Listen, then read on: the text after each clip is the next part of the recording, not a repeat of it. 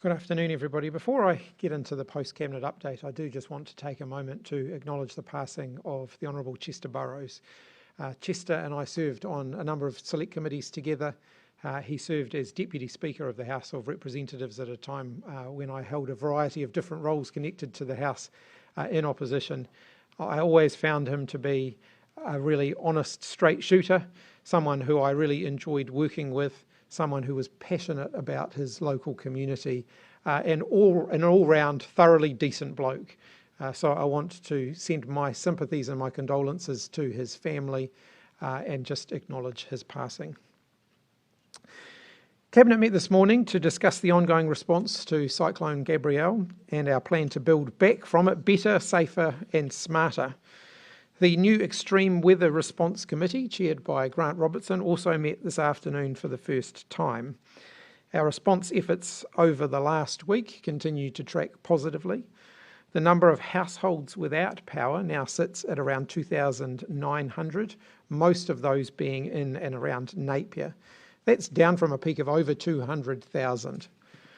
Just after the cyclone hit, there were 296 schools and 477 early childhood centres that were closed. Today, those numbers are down to 25 schools and 62 early childhood education centres, almost all of those again in the Hawke's Bay and Tairāwhiti area. The mobile network is largely back to normal. And 8 sections of the state highway are currently closed, which is down from 21 a week ago. The number of people sheltering in a civil defence centre is down to about 80. So a really big thank you to the many crews, volunteers and the other organisations that have helped to make these things happen in exceptionally difficult circumstances. The national state of emergency will continue, particularly for Tairāwhiti and the Hawke's Bay. For the other regions, we will be looking to move them to a national transition phase, and that could be as early as a few days' time from now. The death toll still stands at 11, and the number of people not accounted for is down to 4. Police are continuing their search efforts. At its height, that number was around 7,000, so it's been a pretty incredible amount of progress made by the New Zealand Police. Cyclone Gabrielle has been our most devastating and deadly weather event in a generation. While we're through the worst of the emergency response phase, it's clear that the road to recovery is going to be a long one. The cyclone's estimated to have caused more weather-related damage and disruption to businesses and the primary sector than any other event since Cyclone Bowler in 1988. 400 kilometres of state highway were closed at its peak, and once tallied, the number of affected sections of local roads is expected to far surpass that. We've got a huge job ahead to assess our transport and our electricity networks and to work out where we can repair them and where we'll need to find different solutions. Whichever options are taken, we do know that the cost is likely to be in the billions of dollars. Homes and community assets like sports clubs have been hit hard too. And when you add the damage from the January flooding, up to 9,000 homes have had to be assessed to see whether they're safe to live in.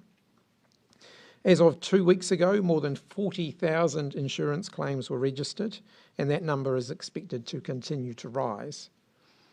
As many as 1,800 households in Auckland alone may need temporary accommodation, and that's also expected to grow significantly when assessments in other affected regions have been completed. I'm committed, and the government is committed, to standing shoulder to shoulder with the affected regions on that journey. We'll back them and we will partner with them to lead their local responses. So far, we've provided an initial $25 million to help businesses meet their immediate costs and more than $25 million to support farmers and growers. That money's being paid out locally by groups that know those communities well.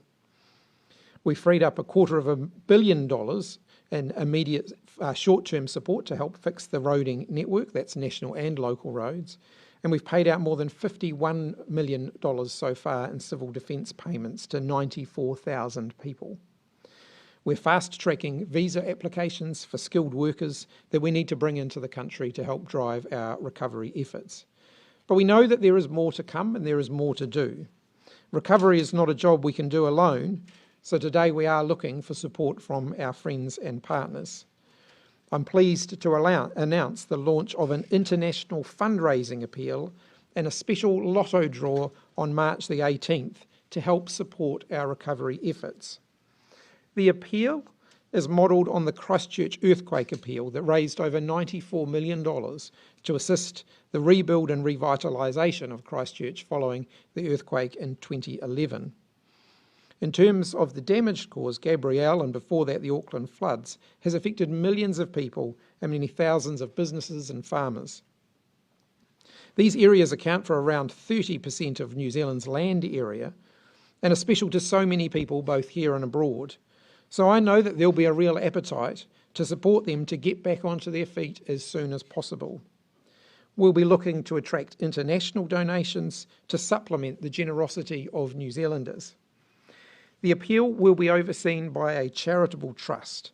The Department of Internal Affairs Chief Executive Paul James, the former Mayor of Napier Barbara Arnott, and Ngāti Porou's Selwyn Parata will be the trustees. The appeal will focus on medium to longer term recovery projects that ensure that the regions build back better and with greater resilience, better prepared to withstand the next extreme weather event. I want to thank Westpac, Colenso and Colenso BBDO, who have been working tirelessly over the recent days to make this appeal a reality. And thanks also for Facebook, who have offered to promote the appeal. I feel a real sense of national unity in the aftermath of the cyclone, and it's heartwarming to see so many donations and others offers of assistance already. Every little bit does make a difference. Just to give you a few details, if I've got them here, in terms of the way people can access further details around the appeal, www.cycloneappeal.govt.nz. That website should be now live. For those who want to make a small donation immediately, they can text GIVE to 2454, and all trading banks will be accepting over-the-counter donations as well. To other news, I'm confirming today that Stats New Zealand's 2023 Census Day will continue as planned on the 7th of March. 97% of the country is ready to participate in that. But we have, however, taken advice from the government statistician, and follow-up activities for the regions that have been most affected by the cyclone will be delayed until it's safe to do that. So we've extended the period for those follow-up activities by a further 8 weeks. So that will now extend from the 6th of April to the 1st of June, allowing for about 2,500 census staff to remain out in the field longer with a particular focus on those most affected regions. The areas most affected by the cyclone, including the Hawke's Bay, Northland and Tairāwhiti, are among the communities that were underserved by the 2018 census. So that makes the data collection in 2023 all the more important, and that's why we've decided to extend the time period for those regions. Briefly looking at the week ahead, this afternoon I'll be meeting with the Premier of Niue, Dalton Tangelangi. I was unfortunately unable to attend the Pacific Island Forum last week. Carmel Cepoloni attended that in my place. So this will be the first face-to-face meeting that I've been able to have with a Pacific leader since I became the Prime Minister, and I'm very much looking forward to meeting with the Premier, where I'll be reiterating that the security, stability and economic welfare of the Pacific region remains a key priority for New Zealand, and it remains at the top of our foreign policy agenda. Tomorrow I'll be in Auckland attending the opening of the Ngākoroa school and visiting businesses in the area. On Wednesday I'll be in the Hawke's Bay to check in on response and recovery efforts, and I intend to make another attempt to visit Wairoa. I'm hoping that will be more successful than my last one. On Friday I'll be in Christchurch for a business breakfast with the Chamber of Commerce. I'll be visiting schools that have been part of the rebuild, and I will be undertaking visits to local businesses.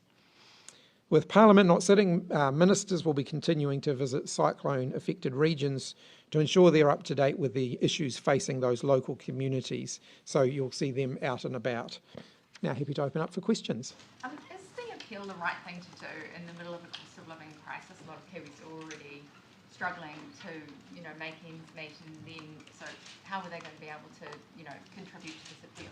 One of the things that we know from past events is that there are people abroad with very strong connections to New Zealand who want to be able to make a contribution, and they therefore want to be able to have a channel, a vehicle through which they can direct those.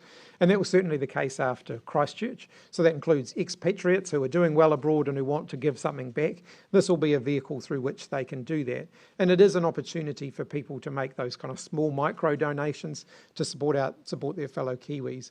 If you look at the post-Christchurch, or the appeal post the Christchurch earthquake and the sorts of things it was funding, it's often been used to fund some of those things that are of strong benefit to the whole community, but maybe fall outside of a particular area of focus for government or the private sector. So things like sporting facilities, community facilities, where previously fundraising may have built them in the first place.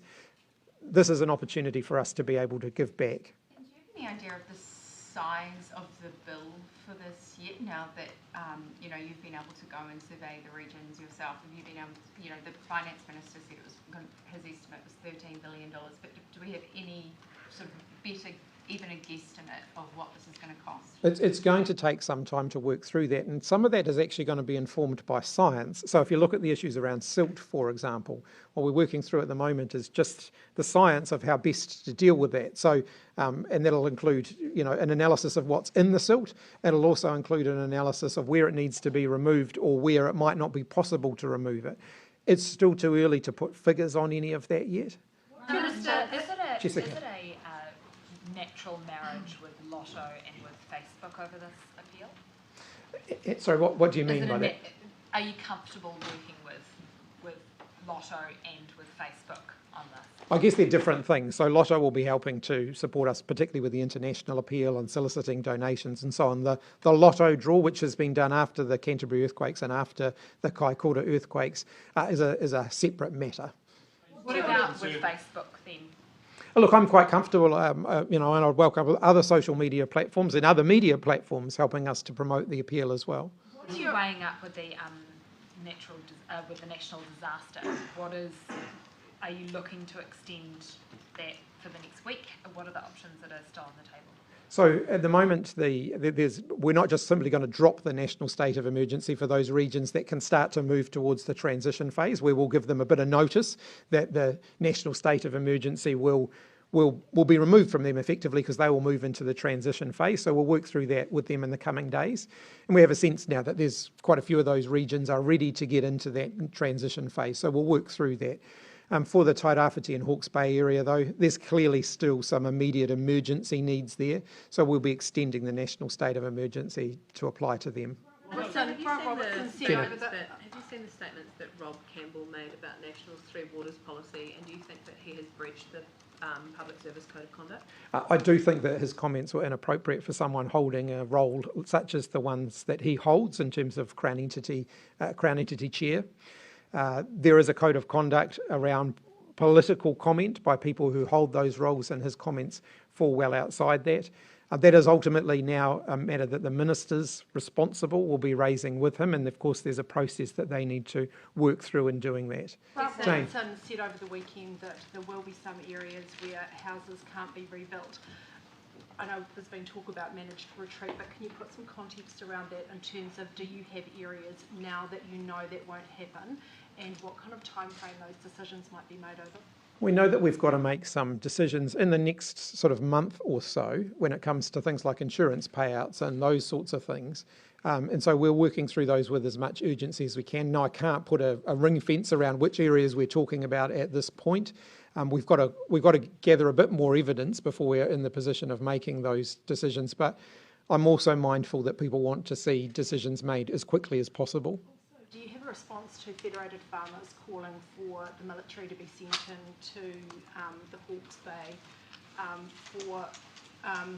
concerns about crime, but also just having extra resources there. You know, we're still hearing from people who haven't seen authorities, who are still really struggling with the physical response. I mean, is that still an active consideration, or is it under consideration at all? So the military, of course, are working right the way up the East Coast at the moment in terms of keeping the supply lines open and adding their expertise. The issue around whether we should have military working alongside the police or replacing the police in their day-to-day duties is one that, of course, we always look at in a natural disaster. The advice that I have had from the Commissioner of Police is that he's comfortable that he can draw resource from other regions, as he has done over the last couple of weeks, to put extra police on the ground in the Hawke's Bay. So there's 145 extra police on the ground now, and they've been rotating through. So that's not the same 145. They've been moving people through to provide that extra on-the-ground presence there in the Hawke's Bay. Obviously, any reports of opportunistic crime are very concerning, and I can say from the conversations that I've had with the police that the police are taking a zero tolerance approach to that, so they will investigate those. But my message is really make sure to anyone who's in that position where they have been the victim of that, make sure they're reporting that to the police as soon as they're able to do that. Under the Defence Act, the police are the ones that, you know, have to make that call. Should that be on the police? Because they're, you know, shouldn't there be some independent view or some testing of that? Well, I mean, ultimately it's designed so that if the police don't feel that they are able to do their job, that they can ask for additional support. They haven't asked for that additional support. If the police are able to do their job, I mean, if the police are saying, yeah, it's all fine, we don't need anything, that's fine. But is there not any independent testing of whether actually things are being dealt with, or that there are enough resources? Well, because we hear, you know, it's that disconnect, isn't it, between what ministers and officials say and then what we're still hearing from on the ground and the concerns of people. But the point here is that police make those judgments independently, so they make them independently of politicians. That's built into the law around the way the police operate, and I'd be very reluctant to change that. I think it is important that we have an independent police force who make these judgments. Now, as ministers, we will continue to ask questions of them about what's happening on the ground and to make, you know, to test that they are on top of the situation. I've not received evidence that they're not. I have received, you know, reports of criminal activity that I know the police are following up on, though. What's your message to people in Hawke's Bay? I said there's, you know, kind of a disconnect. There's still frustration. There's still fear in the community. What's your message to people about the support that is being provided to people that don't feel there's enough? We've got 145 extra police on the ground, and if the local police commander indicates to the Commissioner that more support is required, then more support will be given. So the region is getting everything that they are asking for in terms of that extra support for policing. It's a call today by Are you at all concerned with the fact that lotto tickets tend to be disproportionately sold to people from low-income households? Are you concerned that you might be leaning on them for this disaster recovery effort? Look, people will be buying lotto tickets, regardless of whether we do this particular draw. This is ensuring that the proceeds from one of the lotto draws is directed towards supporting the recovery effort. A call today by a group of NGOs for the government to wipe the debt owed to the government by beneficiaries, about $2.3 billion. Would that be something the government would consider? It's a question that the Minister for Social Development and Employment has been looking at and continues to look at as part of the wider welfare reform picture, you know, how we handle debt to government and so on. So that's probably a question best directed to her at the moment. It's not something that I have looked at in the last week. The Minister has actually ruled out wiping the debt of beneficiaries, but I mean, what is the point of trying to claw back this money? $2 billion from people who had almost nothing. Yeah, look, I wouldn't rule out us doing more in the overall debt to government space and in the welfare space in the future, but I certainly don't have any announcements to make on that today. On the appeal, who are the sort of people you're targeting overseas? Is it wealthy Kiwis? Is it businesses that do work in New Zealand? Is it foreign governments? Wealthy New Zealanders who have gone abroad and done well and want to give something back to the country. My message to them is we would love your support. Where businesses have a relationship with New Zealand and want to chip in and help out with the rebuild, again, we would love to hear from them as well. This is a charitable appeal, so we're really targeting anyone who's in a position to feel that they can contribute and do something that's for that wider community good. We will, of course, welcome that. Do they have an ability to target where it goes, to what projects? Or? That'll ultimately be a matter for the trustees, so we'll work through that. I don't know whether they did that after the Christchurch earthquake, so let me come back to you on that one. Minister, yeah, Bernard. Will the government have to reduce spending elsewhere or bring in a tax to offset any extra Gabrielle spending? As the Minister of Finance and I both said last week, we are going to take a little bit of time to make sure that we consider all the options around how we pay for this. We're not going to rush those decisions, although we are going to endeavour to provide answers as quickly as we can. But I'm not going to sort of play the ruling this in or ruling this out game until we've actually worked through the options and we have something more concrete to say. The Reserve Bank said last week that it would prefer that any extra spending was effectively offset, i.e. no net fiscal impulse. Is there a concern for you that spending on Gabrielle would be wiped out in a way by the Reserve Bank putting up interest rates because of the inflationary concern? Well, of course, the fiscal impulse now is negative. We're heading into a period where the government's overall level of spending as a proportion of the economy is actually trending downwards post the big COVID peak. So we're already in that territory now where, of course, the conversation around the fiscal impulse with the Reserve Bank, is an ongoing one. Best directed to the Minister of Finance to talk about that. But we are in an environment where the overall level of Crown spending is going down, and that will have a negative inflationary impact. So you went to Matatini over the weekend. What did you think of that experience, and will you consider matching the funding for that with, say, the ballet or the symphony orchestra?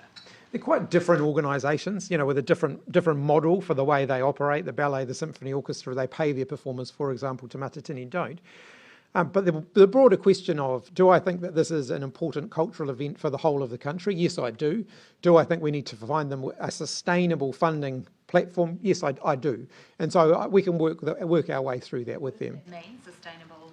Well, so that we can continue to ensure that the event takes place. What I mean, what will you provide? Are you looking to provide more funding for them? Is that what you're saying? Well, until we've sat down and understood a bit more, I need to sit down with them and understand a bit more about what their costs are and ultimately what their ultimate ambitions are, bearing in mind that Te Matatini, that as we see it on TV, is actually only one piece of that puzzle. There's a whole lot of other local events and a whole lot of other things that go into making Te Matatini possible. So I just need to sit down with them and we need to work out how we can do that sustainably. I think it's a fantastic event for New Zealand. So I want to see it continue. I want to see it thrive. And I think it should be a point of pride for all New Zealanders. We should be as proud of Te Matatini as we are when we see the All Blacks performing the haka at the beginning of a test match. And in fact, more so probably. So let's work with them to make sure that we can do that in an enduring and sustainable way. Just back on Rob Campbell for a second. He's told News Hub that he doesn't regret the comments. He has nothing to apologise for. And there is a, quote, big difference between being politically impartial and being, quote, politically neutered. What do you make of those comments? Look, there's a natural justice issue here. There is a process. I think that some of the public commentary that he has made is steps well outside of the politically neutral stance that we would expect of someone holding a Crown Entity Chair's position. And so we need to work through a process with him. So you don't think he's fit for that role? Like I said, there's a process to work through. Yes. Te Whatu Order related, on winter preparedness, has Cabinet received a winter preparedness report from Te Whatu Order, or are you expecting one in the coming weeks? Winter preparedness has certainly been a topic of conversation. Cabinet hasn't received a full report as yet, but we've certainly received some guidance, particularly around our COVID-19 response and preparedness for winter in respect to the COVID-19 response. Vaccination will play a role there, so you will have seen the announcement by the Minister last week around making the new vaccine available to a much greater range of people. That will certainly help with the winter preparedness. We'll also be looking to deliver that in conjunction with the flu vaccine, because again, the flu vaccine and a broader uptake of that has the potential to take some of the pressure off our health system as well. So it's still very much front of mind, whilst COVID-19 might not be the same day-to-day topic of conversations for Kiwis that it has been over the last 3 years. It is still with us. And as we head into winter, we do have to be prepared for the fact that we'll see more cases and the health system will come under further pressure again over the winter period. And are you confident that the health system will cope? We have ways of managing that through the health system, but of course it's something that we'll be monitoring closely. We do expect the health system is going to come under pressure again this winter, as it did last winter as well. Minister, on cost of living, the inflation surge is at least partly due to companies increasing their profits, and the Reserve Bank is now investigating more into which companies and how much. Government-owned companies, including Air New Zealand, the three big gentailers, have all increased their prices and their profits. Are you concerned that companies and government-owned companies are responsible for a significant chunk of the cost of living crisis you've dedicated yourself to? For me, obviously, I saw the result from Air New Zealand last week, as everybody else did. That comes off the back of a period where Air New Zealand's been clocking up relatively significant deficits. And so we have to consider it in light of that as well. It's an impressive turnaround for Air New Zealand, and I think we should acknowledge that. And they have a significant amount of debt that they've accumulated during the time that they've been running deficits that they're aiming to repay as well. They're going to start repaying dividends 3 years early. Yeah, so look, those are conversations that we will work through with the relevant companies, and the Minister of Finance will lead that work. But yes, they're live conversations that we'll have with them. And the Reserve Bank is also critical of the banks for not passing on rate increases to term depositors, making the inflation fight harder. What's your view then on the banks not playing their part? It's an ongoing and live conversation with the banks. I'll share it with them before I share it with the rest of the country. Look, how much is the lotto jackpot going to be? I don't know, actually. I suppose it depends how many people buy tickets. I'm not entirely sure. We'll come back to you on that, yeah. And on a separate issue, the second US Department of Energy has joined with the FBI in saying that it has, I think, a low level of confidence that COVID-19 came out of some lab mishap in China. A bunch of other US agencies think it is, as a result of natural spread. Have you ever had any advice on that issue? It's not in my current role, but in my previous role, of course, it was the subject of a lot of speculation. And, we'll continue to participate in the World Health Organization process there. We think that would be the best way to get an answer to that question. At the moment, it's still a live question, and there are a variety of different theories around exactly what happened. I'm not going to put my finger on any one of them and say I agree with that one more than that one at this point. But I think there's still a process to go through, and the World Health Organization, in my view, are the best people to lead that. Claire. In your talks with businesses, have you, and subsequent to them, have you given any more thought to the wage subsidy, and also on a not related topic? In terms of the rebuild, are you looking at doing specific empowering legislation to allow it to go through a fast track? We will almost certainly need some form of legislative response to the recent disasters in terms of making sure that we can do what we need to do when we need to do it. That's not uncommon. That's happened after other natural disasters, and I'm sure it will be required here as well. The exact scope of that will depend on just how things shake down in the next few weeks, but I expect that we'll be bringing something before Parliament fairly soon. In terms of my conversations with businesses and the conversations that other ministers have been having, our question really has been around how can we best support you through this emergency response, and how can we best support you to get back on your feet as quickly as possible. And a one-size-fits-all approach isn't necessarily going to be the best outcome here. And some of those businesses are back trading now, and the disruption has been, relatively modest compared to some of the other businesses where the disruption has been at the catastrophic end. And so we need to work through to make sure that we're supporting businesses based on their actual needs, rather than just trying to apply some kind of blanket approach that won't necessarily satisfy everybody. Do you have any concern that a lot of workers will up sticks and leave the region, basically, if there isn't work for them to do and they can't be certain that they're going to get paid? Well, one of the challenges around a wage subsidy is that, there will be examples where some businesses are back in full swing while others aren't, and the businesses that are back in full swing will need workers. And so we don't necessarily want to stop worker mobility, so we don't want to stop them moving to the areas where the work is, or the businesses where the work is. And so that's one of the complexities around the wage subsidy that we have to work through as well. What about a recovery authority? The approach that we've taken is to work region by region rather than establish one central recovery authority. At a central government level, of course, we will have a unit based within the Department of Prime Minister and Cabinet who will help to coordinate the central government response to all of the regional responses. But again, the needs in each region are slightly different. So the needs in Auckland are quite different to the needs in Hawke's Bay. And so making sure that we've got good on-the-ground local teams, and we'll play our part in that, but it'll also have local government, local business and so on engaged in it as well. Making sure that those local responses are speaking to the needs in those areas is really, I think, one of the key elements of the way we're trying to pursue the recovery effort. No authority will be created? Not at this point, but like I said, there will be a coordinating unit within the Department of Prime Minister and Cabinet that will be staffed by some quite senior people from within the public service to make sure that central government's doing its bit. But we're not going to take over the recovery and take that away from the regions, particularly where they've already got mechanisms that can help to coordinate the recovery that are likely to work better and quicker than a central government response would. Prime Minister, do you have a specific story or reflection to make about Chester Burrows? Actually, one of the very first Select Committee meetings that I ever attended, it was just after Labor had become the opposition back in 2008. I think it was one of my first ever Select Committee meetings. And some of my more seasoned colleagues were still had a bit of a gripe over the previous national opposition's tactics when they were in Select Committee. And so we were all standing, I was told by my more senior colleagues that we all had to stand outside the Select Committee room to wait until the national members had all assembled and formed the quorum before we went into the room.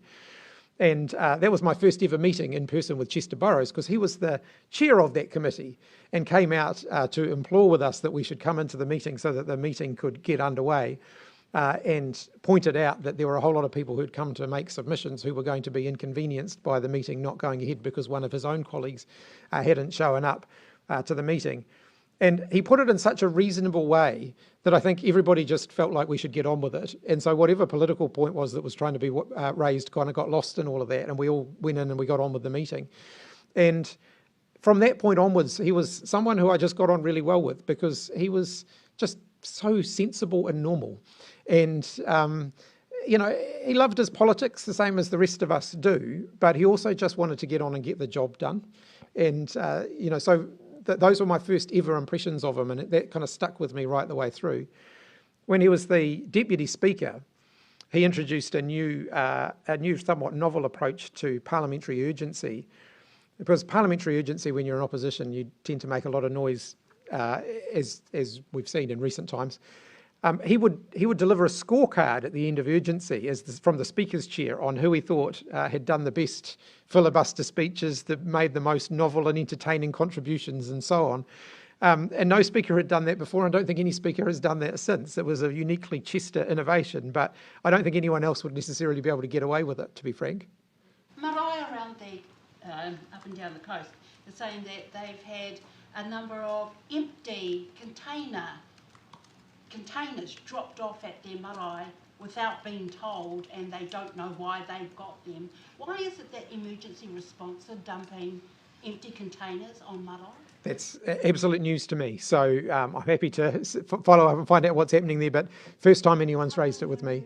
Have said that Te Tai Rāwhiti have also identified drop-offs of containers, but that is news to you. Yeah, don't know anything about that. The response. Yeah, not sure what that is, but I'm happy to find out, and we'll get you an answer to that. Is it appropriate that marae are being dropped off with empty containers or with resources that they cannot use? That's the point. Like I said, I don't know what's in the containers or what the purpose of them is, so without knowing that, I wouldn't want to venture a comment on it.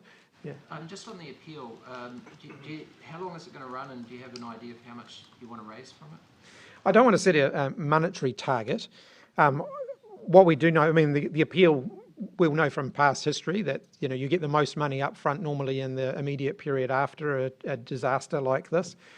The Christchurch appeal, the funds from that are still being dispersed even now. So again, when you're looking at those medium to longer term recovery projects, the trust will be in place for quite some time. And I don't think they'll ever stop receiving donations.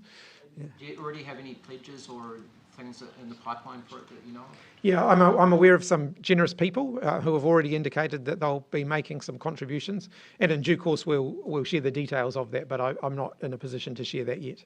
On rebuilding the state highway network, is it your plan to, I guess, work out what needs to be fixed and then work out the new vision for the rebuild of how they'll all be connected, or is it going to be sort of one bit at a time, higgledy-piggledy, or are you going to present an overall view of this is what we think is a sustainable state highway network? It's not a technical term that I would use, but in terms of how we look at the rebuild, I guess we have to look at that in phases. One is how do we get the roads reopened to make sure that all of those areas that have been cut off at least have some form of access. And so that might mean just patching up the roads that are there, or it might mean some temporary workarounds to make sure that we've got a transport link connected. The next bit then is to look at, okay, well, how do we make those more resilient? Does that mean strengthening those workarounds or those temporary measures to make them permanent? Or does it mean things like building roads in a slightly different area? And I guess the bit that will join all of that work together is that we don't necessarily have the capacity to be able to build new roads everywhere we want it all at the same time. So we will have to think about that in terms of how we sequence that work. And this group... So talking to, just on family harm in the wake of Gabrielle, which we know is at elevated levels, do you think the government did enough after the cyclone to safeguard against family violence? It's always a really difficult area. Obviously, a tragedy is never an excuse for violence, and it's never an excuse for violence in the home. There's never excuses for that within the home. Our social sector partners, the people who we work with, do everything that they can to support those families most at risk, and particularly when a tragedy like this happens and those stress levels are heightened. But we've all got a responsibility and a job to look out for each other and to support those most vulnerable families. Government can't do all of that. We look to work with the organisations that can. But even friends and neighbours and relatives can play a role here in helping to de-stress some of those situations. Because violence in the home has more than one victim. And so the more that we can do to support those vulnerable families where that may be an unfortunate feature of their life, the better. Providers say that their biggest concern moving forward now is housing and places for people to go. What can we do there? Well, we've got the temporary accommodation service, which is about getting a roof over people's head in the short term. But what we also know from our past experience with the temporary accommodation service is the most immediate needs, so the number of people who sign up for temporary accommodation right at the start, doesn't reflect the true scale of need, because in many cases people will move into other arrangements. They'll go and stay with friends and relatives and so on.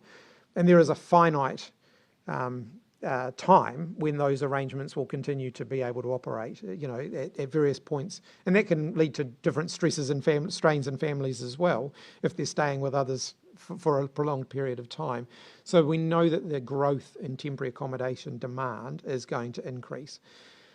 We use commercial providers, hotels, motels and so on, to meet the immediate needs in the short term, but we will be needing to look at other solutions to continue to contribute to that, whether it's temporary buildings, whether it's seeing if we can access some of those Airbnbs.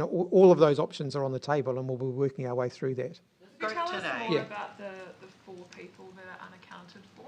I haven't got more details from that about that from the police at this point. That number's sort of halved in the last little while. I think they're getting down to the numbers now. We should be able to get a bit more public information about the nature of those 4 missing people. So as soon as I can get that from the police, we'll share that. This group today who are calling for MSD debt to be wiped, they said that the government's talked big on being transformational but hasn't delivered on that. What's your response to that? I think if you look at the scale of the change that we have overseen in the overall welfare area, it's been very significant. So there's been a lot of extra support put into some of our most vulnerable families, significant increases in the overall level of benefit levels, for example. A lot of extra support has gone into some of our lowest income families, and I'm really proud of the work we've done in that area. It's not a job done though. There's always going to be more to do. Do you think that MSD has got a toxicity problem? No, not at all. I think there have been periods in the past where people have gone into an MSD office and perhaps not found it as welcoming as it should be, and have found that they've had to battle for the support that they are entitled to. I don't think that would be a common complaint associated with an MSD office now. It has been in the past, but I don't think it is now. Jessica? So, how much was raised with the Christchurch appeal? And also, why is a separate appeal like this better than, say, like Red Cross or one of the big international organisations? About 95 million from the Christchurch appeal. One of the reasons that we're focusing this appeal on the medium to longer term recovery effort is that we know that a lot of those appeals, the Red Cross and others, are focused on the here and now. So it's focused on getting people through the next few weeks and months. We're thinking about how do you rebuild communities and how do you make sure that where significant community assets, for example, have been damaged and the community groups that have built up those assets over time might not be in a position to be able to rebuild them without support. How can we make sure that we're building up a bit of a stock of support for them during this immediate response period? So I would imagine that in the first part we'll be building up some money so that when we get to that stage of looking at what needs to be rebuilt that might not be covered by others, we've got some support available to them. To go back to Thomas's question about Lotto and the impact on poorer communities. I mean, only 23 cents on the dollar actually goes towards community grants from a Lotto ticket. So, given that and the fact that it does contribute from gambling, should the government really be encouraging going to something like this for a fundraiser? Wouldn't it be better to put more effort just into the pure? So in this particular case, 50 cents in the dollar will be going to the cause. If you're looking at a wider conversation about Lotto and the distribution of funds, from Lotto, that's not something that I have really looked at up until now. I think Lotto is no gambling is great, but compared to some of the other forms of gambling where there are clearly bigger issues, I'm comfortable with a Lotto draw. Also waiving some of its overheads, is that how you get to 50 cents? Why? They're just following I haven't actually asked them about exactly how they get to that. They're following the same formula that they've used in the last two special Lotto draws. Did you consider a wee telethon or something of that ilk? Haven't thought about that yet so far. Is it not ruling it out? Well, everyone loves a good telethon, but it's certainly not on the cards right at the moment. What about Facebook? Isn't it a bit of a strange bedfellow after the Christchurch call and the role Facebook and social media plays in disinformation and misinformation? Oh, look, a lot of eyeballs. A lot of people still have Facebook, and there are a lot of eyeballs there. And if that can help us to reach the audience, the intended audience, then I'd welcome their support, as I would welcome the support of other media outlets and other social media platforms as well. And you can have the lucky last question, Will you Gina. express confidence in Rob Campbell? As I've said, there's a process. Thanks, everybody. So no.